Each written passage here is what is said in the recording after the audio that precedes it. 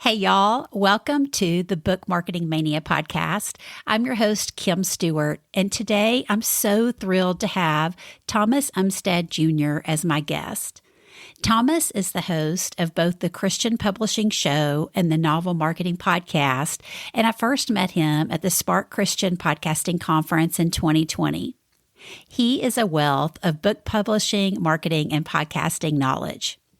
When I first invited Thomas on, I really wanted to chat through building your author platform long before your launch with your email list, podcasting, and of course, guesting on podcast.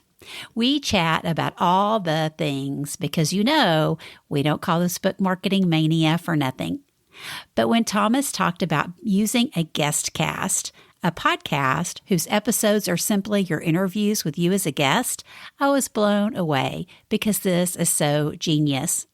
So that's what I titled this episode because I wish we would have spent the whole time talking about this. I do want you to know we didn't start talking about it until about 30 minutes into the interview, but there's so much good stuff before it and so much good stuff after it, but I didn't want you to miss it. So let's get to it. Hey, Thomas, welcome to the Book Marketing Mania podcast. I'm so glad you're here today. Thanks for having me.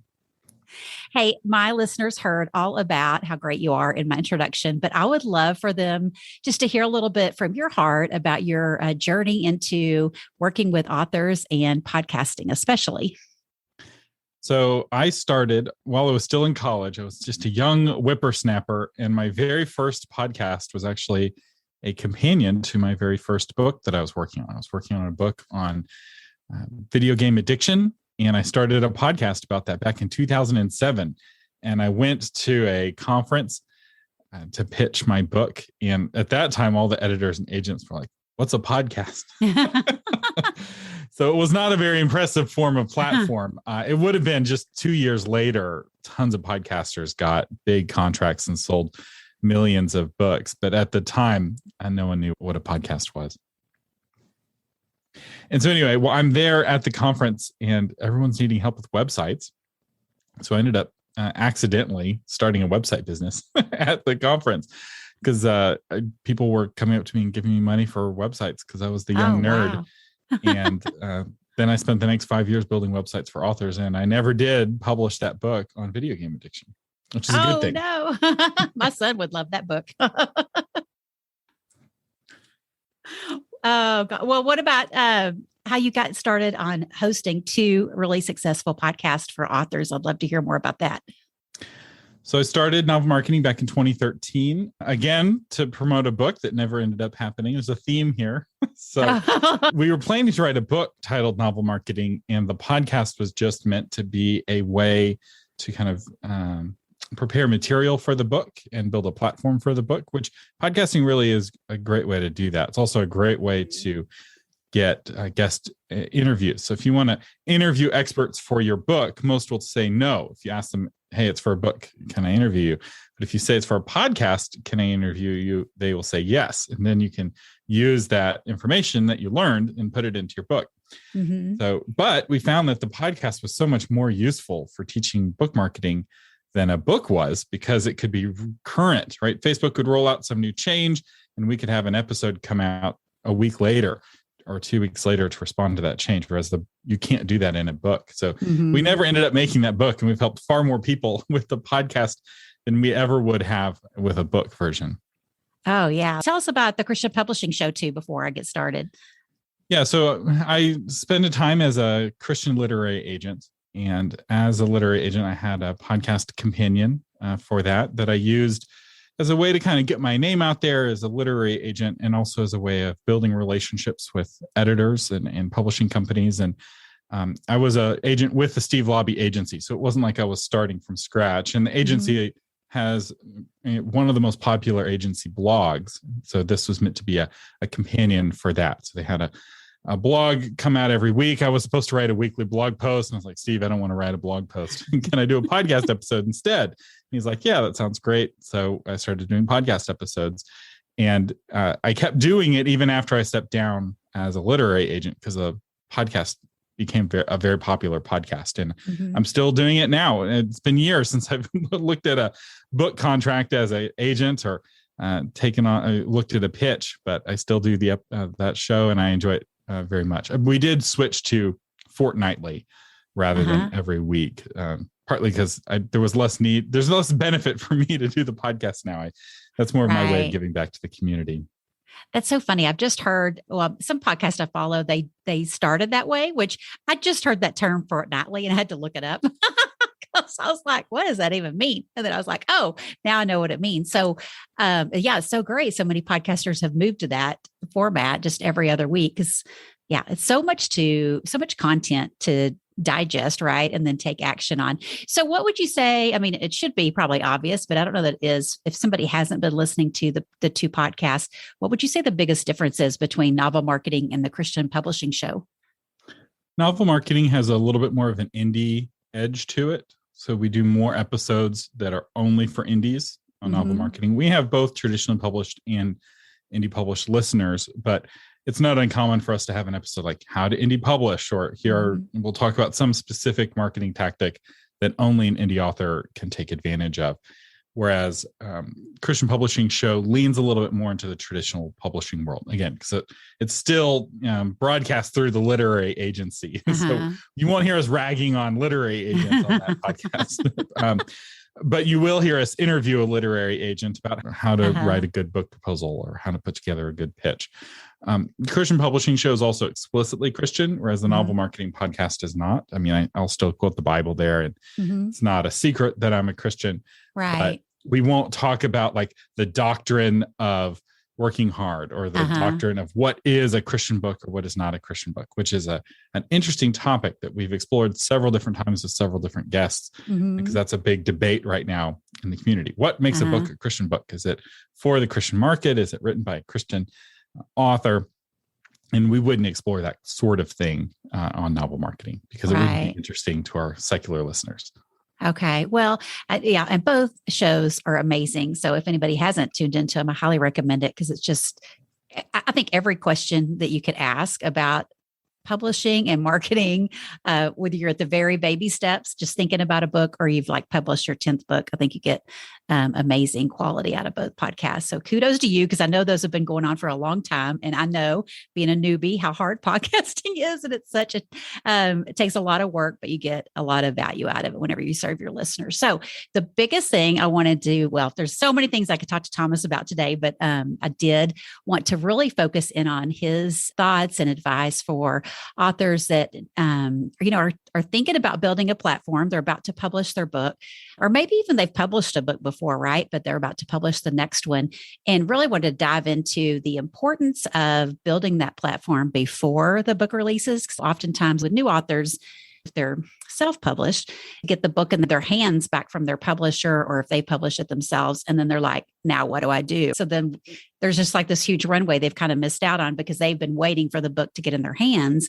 But I also see it too with traditionally published. Sometimes they wait for the publisher to bring the marketing plan to them. And so I'd love for you to just kind of talk into that, Thomas, your thoughts and experiences over the years of what you've seen of how important it is to start really building that platform early on.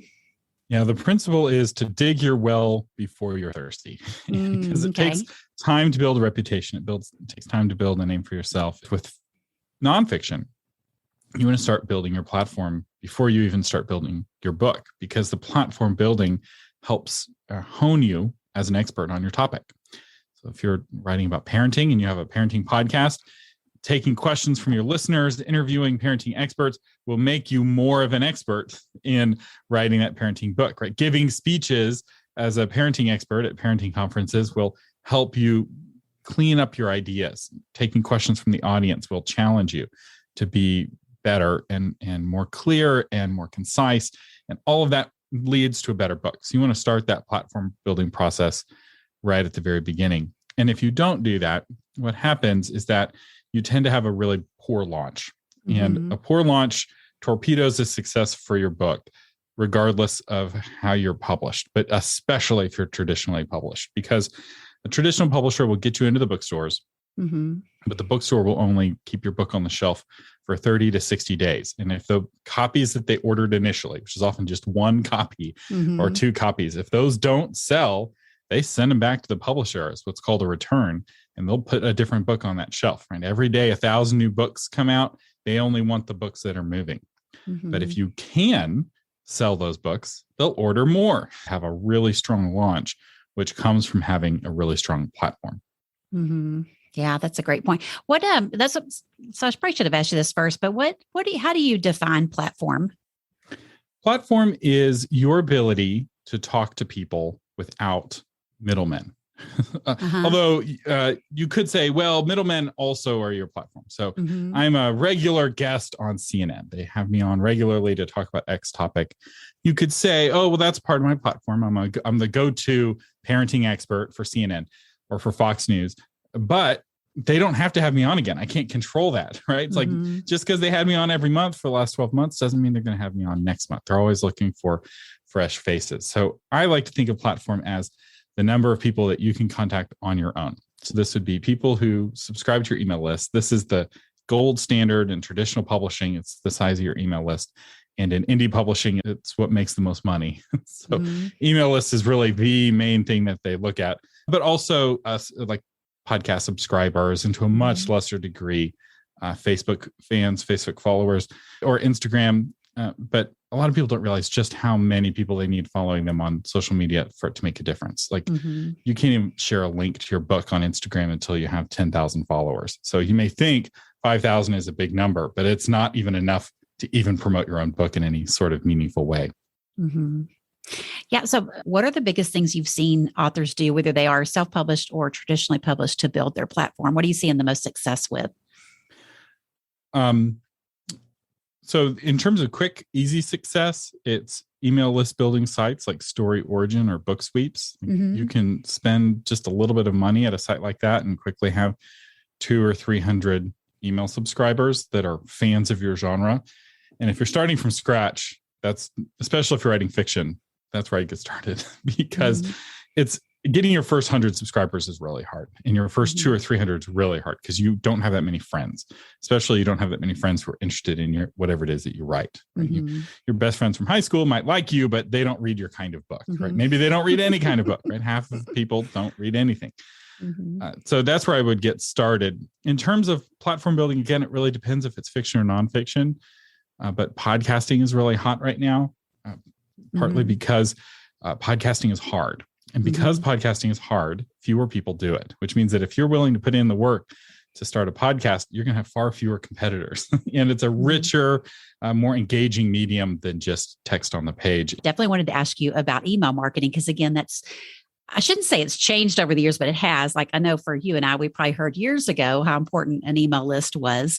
But I feel like just now, especially like in the last couple of weeks with Facebook and Instagram going down, everybody's talking about email lists. So I would you just talk a little bit about, so if somebody was listening and wasn't quite sure they understood the importance of that, will you talk about the importance of having an email list as an author, and then of course having an engaged one that will talk back to you? So for a time, I was a marketing director for a publishing company, and we were very data driven in our marketing activities. We measured what we were doing. And while I was there, we boosted sales by 500%. So when I left the company, they were selling 500% more books than they were when I joined the company.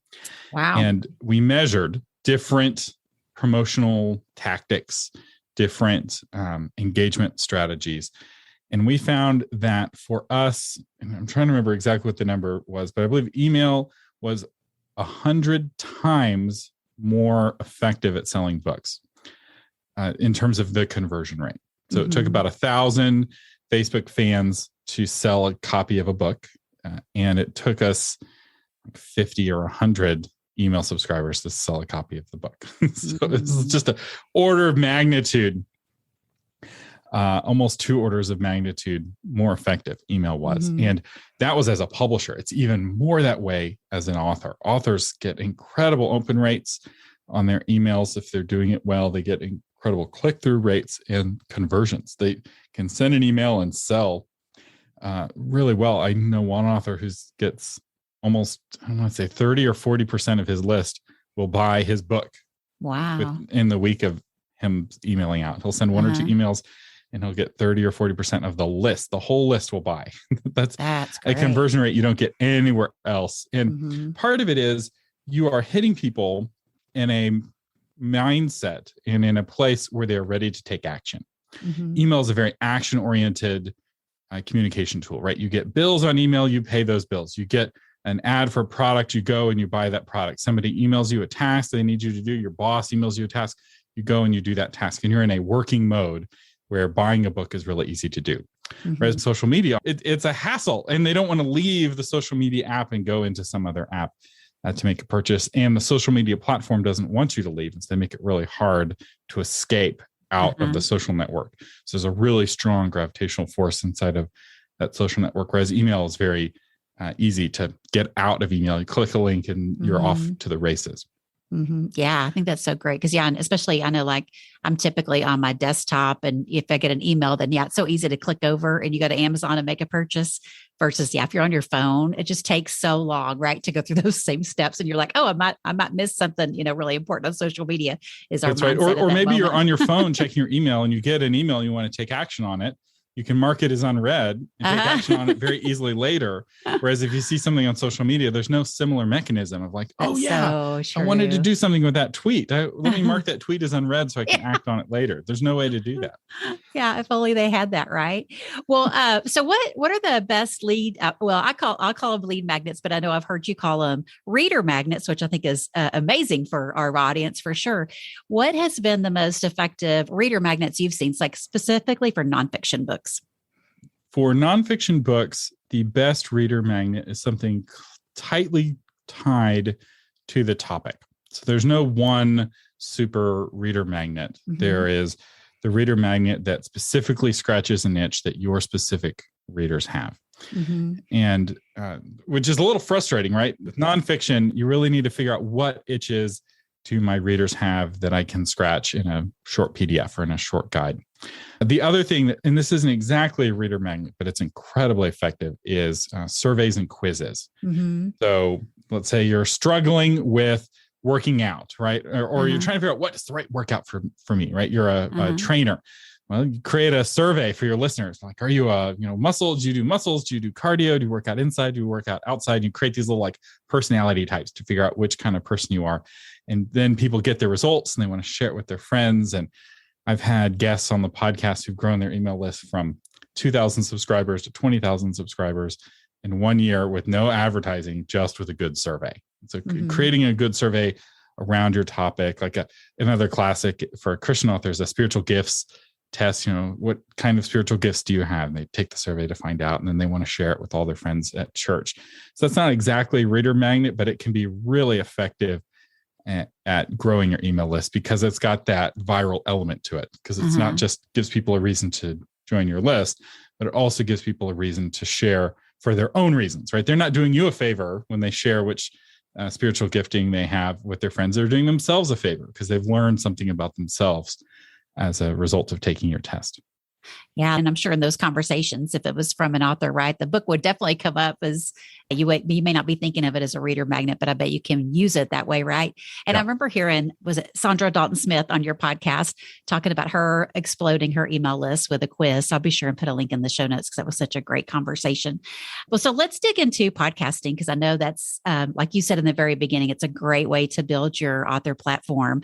And I know you can speak on both sides of the mic as a podcast host and a podcast guest. You do so many cool things with that. So hearing you speak at Spark has been just fascinating for me to learn. So I would love to just kind of talk about that, Thomas, as far as like hosting a podcast. Like, how do you see, so for if an author is thinking about starting a podcast, how do you see them using that to build their platform in preparation of a book launch? So the podcast gives you a way to actively interact with your readers before the book comes out. A challenge a lot of authors have is, what do I put in my email newsletter? Because you can't just get them to subscribe. You have to email them something of value, every month, at least every quarter, or the emails will go bad and you can't use the list anymore. So you have to have some kind of ongoing communication, and a podcast is one way to solve that problem. So now, what do you get in the month of email? Here is that month's podcast episode, or here are the 3 or 4 episodes that came out that month. Or you can have a weekly newsletter. It depends on how active you are with podcasting. The other really great thing about a podcast, and I already alluded to this, is that it gives you access to experts that you wouldn't have had access to otherwise. So I did finally write a book on dating and relationships, not on video game addiction. And the number one author, Christian author on dating and relationships, wrote the foreword for my book. She had what you could say was a competing book, but I didn't see it as a competing book. I saw us on a team really against some bad ideas that we were both challenging from different perspectives. And she had initially reached out to me because of a blog post that I wrote. We had exchanged some emails, but what really built the relationship was me having her as a guest on my radio show, which is like a podcast, right? Because we chit chat before and after the interview. And it built that relationship with somebody who otherwise would be a total stranger. Never met her before in real life, before or since, but where the talking on the phone or face-to-face on Zoom that you typically do with a podcast guest helps build those relationships. And it allows you to do them a favor, right? Let's say this quote unquote competitor of yours has a book coming out and you have them on your podcast for your similar audience to promote their book. You just done them a big favor. Something inside of them is going to want to do you a favor for you back. And so when you reach out to them later, you don't say, hey, I had you on my podcast, you owe me. You just say, hey, would you be willing to have me on your podcast? Or would you be willing to write a blurb for my book? And instead of you being a stranger asking for something out of the blue, which they would always say no to, you now have a relationship and you've done them a favor, which makes them much more likely to do a favor back for you. And so being a podcast guest or being a podcast host gives you this really powerful place to be generous and bless a lot of people. And those blessings, they won't all come back, but some of them will come back. And it's way better than not blessing people and staying in your closet all by yourself. Right.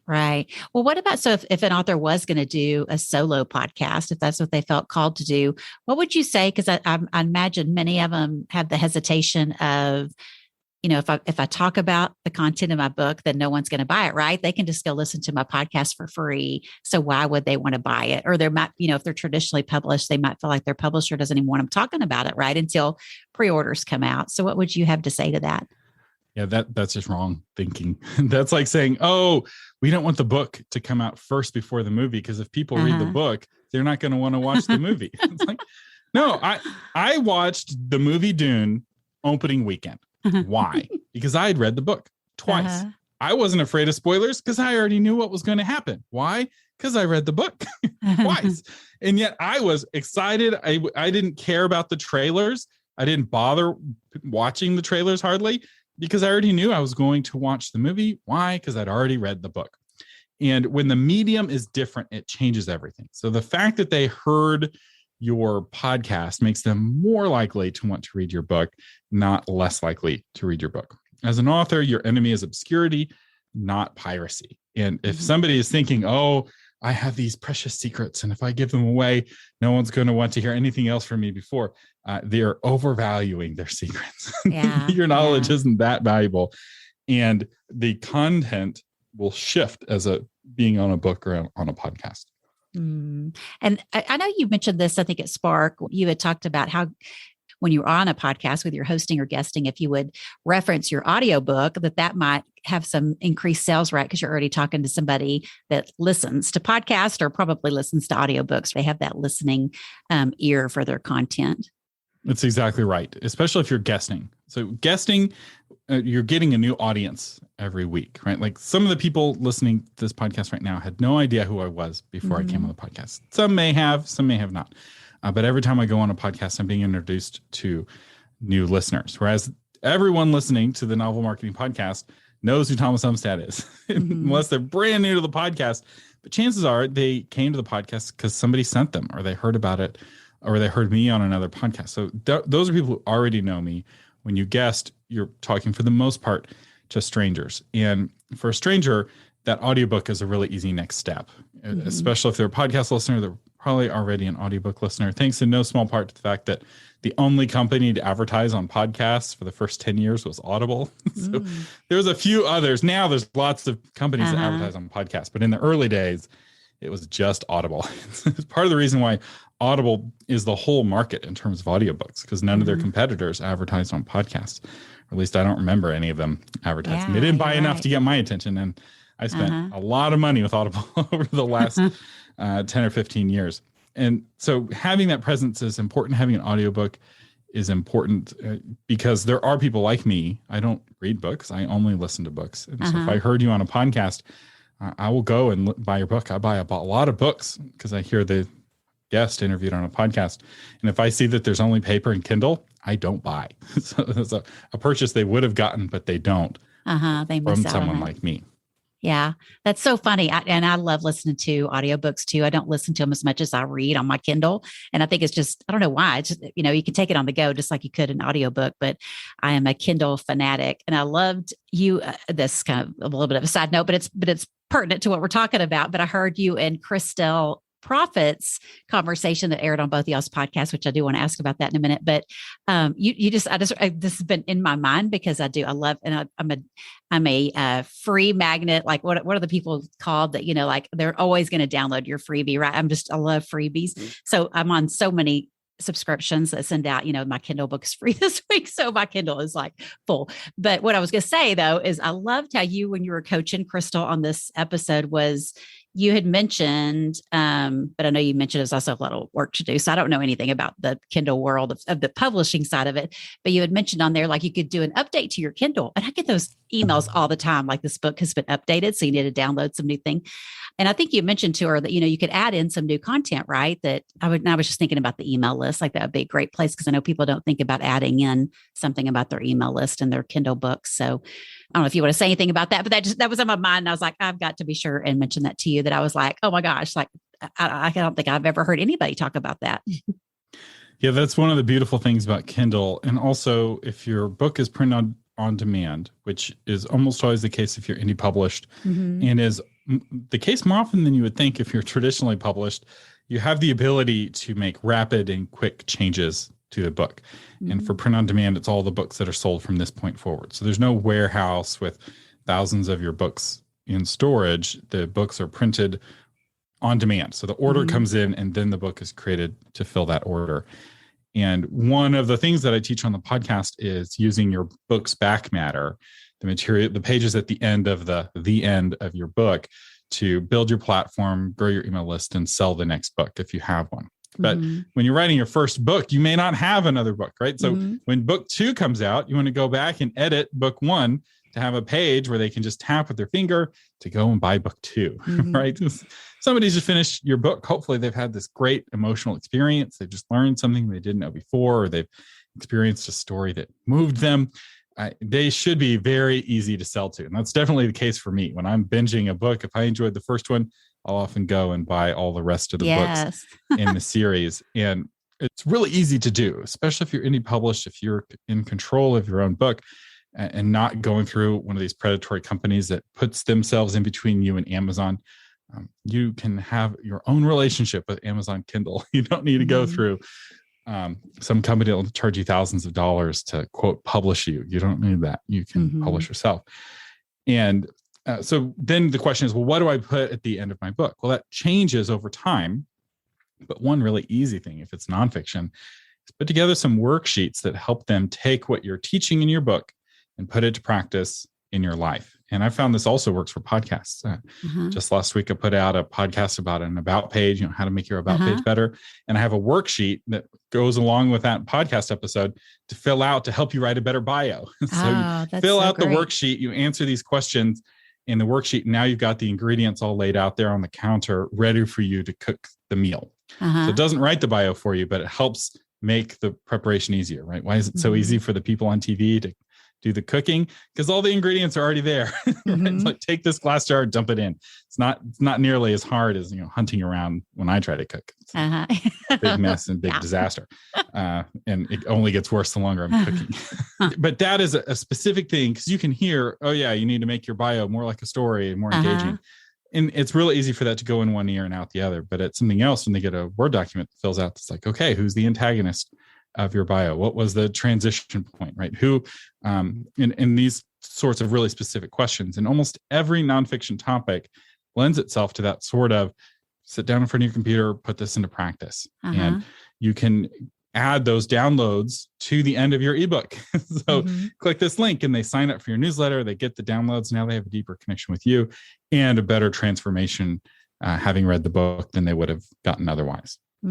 Yeah, those are great points. That's what usually happens to me on a podcast is I'm sure there have been some where I've heard somebody and immediately went and bought their book if I was in a position to do so, had it at my ready. But a lot of times I definitely will go click over and subscribe to their email list or go find them on social and find whatever information I need to definitely get in touch with them again. So yeah, let's move over to then. So the podcast guesting. So I know you have done a lot of guest episodes and like I said, you and Crystal Profit, who is my amazing podcast coach. I love her and I love hearing both of you guys talk at Spark the year before last. So y'all did this amazing episode where you kind of coached her on her launching her book, which was about podcasting, but it was a self-published non-fiction book. So I loved how y'all recorded that together. It was your coaching session of her, but you put it on both of your podcasts, the exact same episode. But, Crystal's was all definitely she was talking to her listeners and she had her introduction and then yours was for your listeners. And I just thought that was such an amazing concept. And I know you mentioned it again at the Spark this year. Will you just talk about the benefits of doing that as a guest and how you could maybe go about, I guess if you're a podcast host and you're going to be a guest, how you can kind of go about working with other podcasters to do swaps like that and to really collaborate? Because I think that's just so smart because you guys have some of the similar audiences that can benefit so much from that. And then again, that was like a coaching session. So it was even more valuable than just, an interview with you like this. It was just incredible to hear you, share with her what she could be doing to promote her book or get ready to launch it. Yeah. So I should say that technique I didn't come up with. It is actually super common, but only in a very small corner of the podcasting world. And that is the history podcast world. The average history podcast gets 10 times more downloads than the average non-history podcast, which really, if you haven't listened to a history podcast, you really need to, because there's a lot of really basic techniques that they do to promote each other to boost history podcasting as a genre. And so throw out a couple of samples of ones so we can link to those. So the History of Byzantium podcast, I really like. So I want you to imagine these Byzantine emperors with these giant Vikings with these battle axes following them everywhere. So the History of Byzantium podcast does an episode about these Viking guards. And who do they have on as a guest? The History of Vikings podcast. And so it's a really fun interview where their expertises were shared with each other in a way that's really organic and really fun for both audiences. And then it's like, well, you want to learn more about Vikings? Listen to the History of Vikings podcast. You want to learn more about the Romans of Constantinople? Listen to the History of Byzantium podcast, because they called themselves Romans. It's very fascinating. But I feel like a lot of podcasts have the potential for that. The challenge with doing it crosscast is you have to make it interesting for both audiences. And a lot of podcasts really lean in on telling someone's story, like a lot of interviews are somebody's story. And somebody's story isn't going to be interesting to their existing audience who's already heard that story a whole bunch of times. So when it works well, it's something like with what Crystal and I did, where it was coaching on a really specific topic. And the whole coaching call, I've experimented with that. And some of those have been a big hit. The one with Crystal is a big hit. Some of them are too focused, right? It's like it's about young adult fiction, and people who write young adult fiction loved it, but nobody else listened to it. So I'm still exploring the coaching call format, but teaming up with other podcasters is a really great way to grow your audience. And it also reduces the net amount of work because you're kind of sharing the load for that one episode. The other way to do it is by creating a guest cast. That's what I want to ask about too. Good. Yeah. So, which is what, if it's okay with you, I plan to do with this episode. So I have absolutely. You can do anything you want. So I have a podcast feed of just my guest interviews on different podcasts around the internet. And this is shockingly easy to set up. If you have WordPress, just add the PowerPress plugin to WordPress, and then you copy and paste the MP3 link from the podcast host. So, Kim, when you publish this episode, if you're like most podcast hosts, you'll send me an email like, "Hey, here's the link to the episode. Feel free, please send a tweet, right? Please share this with your folks." So what I'll do is I'll go to that episode, I'll find the download link to download the MP3, and I'll copy that URL. So it'll be HTTP something, and it'll end in .mp3. Okay. So I'll copy that, and then I'll paste it into PowerPress on my website, and I'll create a blog post saying, hey, here's my interview on Kim's podcast. Here's what we talked about. I'll have a link back to the original episode, a link where they can subscribe if they like this episode. They're like, man, Kim is amazing. I want to hear more about this. They can subscribe to it. But everyone who subscribes to my podcast will get that episode downloaded onto their phones automatically. Okay. And so they can just follow me around the internet as I do guest interviews. Not a ton of people subscribe to it, but my core fans do. And it's a real fun way of sharing my podcast interviews, and also makes it easy if someone's trying to do research on me and they don't want to do the same interview that everybody else has done. They can very easily go to my website and listen to my past interviews if they want to. Yeah, I see the topics. So you've got it on your website, and they can subscribe there, as That's right. well as, I know, like if I go search out your name on like Apple Podcast, it came up, right, that you had a separate podcast called Guestcast, and then also saw it on Podchaser. So there's like, and I'm sure there's probably even more than that, right? But there's multiple ways then that somebody might be listening to podcasts and they'll discover it and be able to subscribe to it. And then they're going to hear every episode you've been a guest on. So but I think you said because they're downloading, right, the exact episode from the host, it's as if they're downloading that podcast you were on, not just like you saying, hey, here's another copy of this podcast. That's right. So I don't have to pay for podcast hosting because all of the files are hosted by their respective hosts, which means you get your stats from all of my downloads. I don't get the stats from your downloads, but it is a real podcast in the sense that it's in the directory. So you can subscribe to it on Spotify or Apple Podcasts or whatever. And I do occasionally put out episodes on there that aren't on other podcasts. Like it's my chance for kind of off topic, because it's the Thomas Umstattd podcast. So and my church had me give a short reflection for Good Friday one year, and they sent me the recording, and they're like, in case you want to do anything with it. And I was like, well, I'll throw this up on the podcast. So I just hosted the file on my own website, which I don't recommend if you're doing a main podcast, but for something every once in a while, it works fine. And I was able to put that out there, and so people who wanted to could listen to it. But yeah, it's not through like Blueberry or Buzzsprout. I'm not paying for that. It's no additional cost to what I'm already paying for my current website. Oh, I love that. So did you do a podcast episode on that by chance? We could learn more about it. On how to do a guest cast? Yeah. Or do you have a blog post on that? I don't. I should. Oh, you should have. Yeah. Because I'd love to link to something, because I'd love to just, see how the mechanics of it work. So yeah, will you make a note of that, and please let me know, because that would be awesome. I've thought about the trick is, I am going to do an episode on it. It's a little bit visual, because a lot of people, especially if they're new to podcasting, they don't really know what an RSS feed is. There's a whole new generation of folks, especially if they're Buzzsprout users.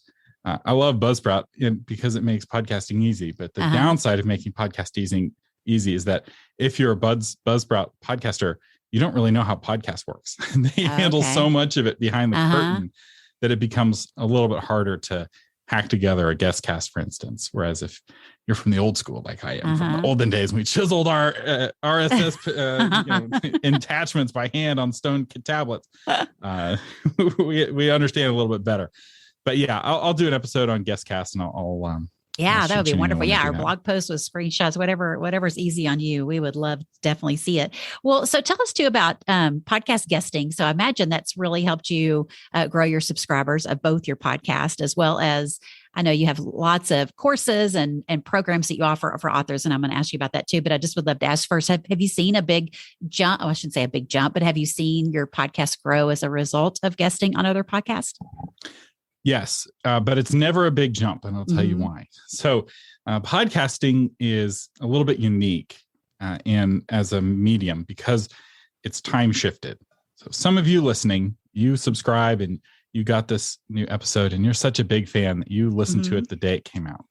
Others of you are big fans, but the day it came out, you were busy. You didn't listen to it for the next week. And some of you are in the far distant future, and you're binging this show, and this is a backlist episode. And so podcasting doesn't see big spikes. Like if you advertise on podcasts, you don't see big spikes. What you see is this very gradual increase in the numbers because some people are listening now, some people are listening in the future, which makes it a little tricky to measure, right? The data-driven marketer in me is like, I want those numbers. I want to know exactly how many people heard me on such and such podcast and then went on to subscribe, you don't get that level of granular detail because podcasting is one of the few privacy respecting mediums on the internet where you actually have a lot of privacy as a listener. It's hard for people to know who you are when you listen. When you go to a blog post, they know your gender, they know all this data because Google and Facebook are telling the website all this information about you. And with podcasting, that's not how it works. Yes. But yes, I have seen an increase, but it's harder to measure. And it's anecdotal. Like, so I'll have somebody who will buy my courses or join my mastermind group. And I'm like, well, how did you find out about me? And they're like, oh, well, I heard you on such and such podcast. And I was like, oh, I didn't know there's a podcast for books. It makes sense, but I hadn't thought about that. And so then they come and they start listening to my podcast and it builds the relationship from there. Yeah, that's wonderful. Well, I would love for you to share, Thomas, because I do know you have lots of courses and you have a Patreon for your podcast and programs that you do for authors. So I'd just love for you to dive into that because I know, as I've mentioned before, that I love talking about podcast pitching and I love helping authors with that, but I'm more in the very beginning of this is how we start pitching ourselves. I don't get into the guesting or, how to organize all your hardware or how to find host information. And I know you're really good at that. So I would love for you just to share definitely about your podcast pitching course, if it still looks the same, as well as some of your other programs that you do to help authors with everything we've kind of talked about. So you can, start working with them early on and build their platform early on. Yeah. So I have two different things to help you if you're wanting to guest on podcasts. The first is the course that you mentioned. It's called How to Get Booked as a Podcast Guest. And it talks about how to put together a pitch, how to reach out to podcast hosts, how to do a good job on the interview, what gear to get so you sound good. And ultimately, the goal is not just to get booked on podcasts, but to get invited back. Because your goal as an author is to have this kind of stable of podcasts that you have good relationships with, so that when you have a book launch come out, you shoot an email and be like, hey, Joe, I've got a new book coming out. Can I be back on your podcast? And hopefully Joe's like, oh my gosh, yes, I loved having you on. You can come back anytime, back when you went on the first time. So then you can schedule those interviews to be right around your book launch, and it helps you be everywhere. And so doing a good job as a guest is what helps lead to that. And that's what the course covers. And then I also put together, as part of my Patreon for my podcast listeners, the podcast host directory. And this is a directory of over 100,000 podcasts in their contact information. So if you want to reach out to a specific podcaster, this is a way to get their email address. And hopefully you're doing it in combination with the course. So you know what to put in that email so they actually want to have you on, which is part of the reason why I don't put the podcast host directory as a standalone product. It's kind of hidden. Frankly. Yeah.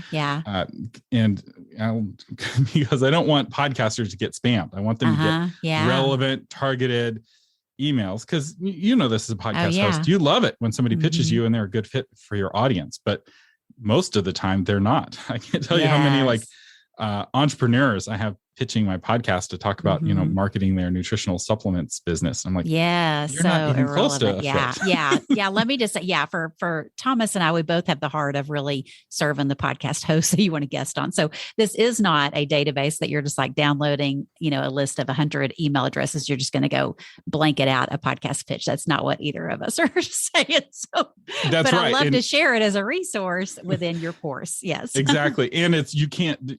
I should be clear. You can't download it. Like it's not a spreadsheet of 100,000 emails. Yeah. It's a search engine where you have to type in the name of the podcast or the genre, or you type in a specific podcast, but you have to click, and then you get the one email address, which if you're doing it legit, that's fine. Right? If you're wanting to spam thousands of people at once, that's really tedious, and it's tedious on purpose.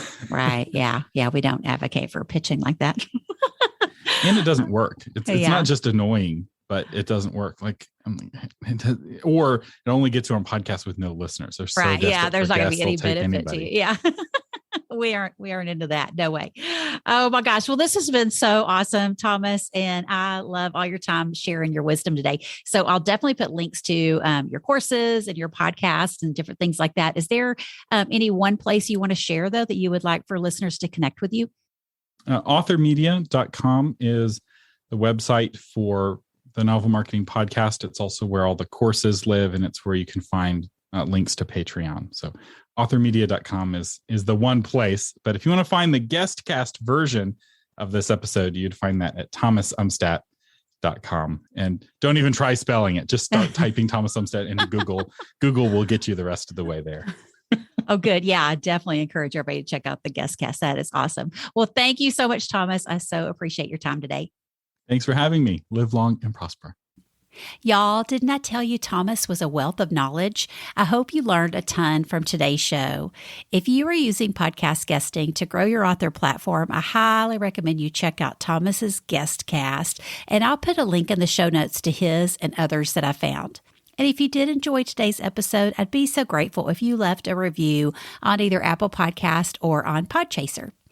Thanks again for tuning in, and I'll meet you back here in 2 weeks to cheer you on to market your book one podcast at a time.